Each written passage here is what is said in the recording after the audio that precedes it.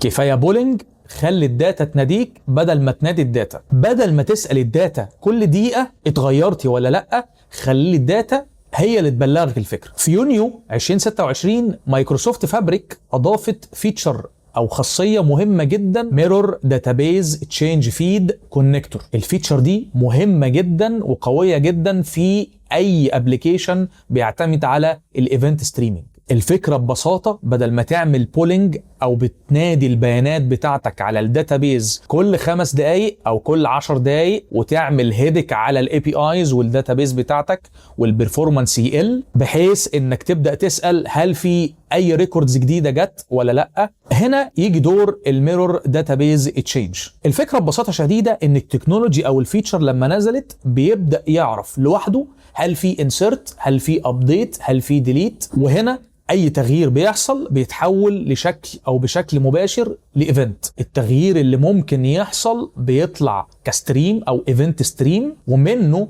تقدر تعمل ريل تايم داتا اناليتكس وتحدث الداشبورد وتشغل الاليرتس بشكل اوتوماتيك، وفي نفس الوقت بتقلل من الريسورسز او بتقلل من معدل استخدام الريفرشمنت بتاعك. والبروسيس دي اسمها CDC او Change Data Captured. والفكره هنا ان البايب لاين هنا مش مستنيه ريفرش ويندو كل وقت معين، ومش بتسحب البيانات بتاعتك بشكل متكرر، وفي نفس الوقت ما تضغطش على الداتابيز بتاعتك، ولكن الداتا هي اللي بتناديك عن طريق الميرور داتابيز. فالفكره ببساطه شديده، كل ما البيانات بتتغير البيانات بتبدا تديك اليرتس ونوتيفيكيشن، بحيث انك تبدا تشغل السكيدجول تاسكس بتاعتك او البايب لاين بتاعك بناء على التغيير بس. وبكده وفرنا ريسورسز كبيره جدا، وقللنا من الاستهلاك، وقللنا من الهيدك اللي موجود على الداتابيز او اللي ممكن يتخلق على الداتابيز. وطبعا ده اتجاه مهم جدا لاي داتا انجينير، بحيث انه نوفر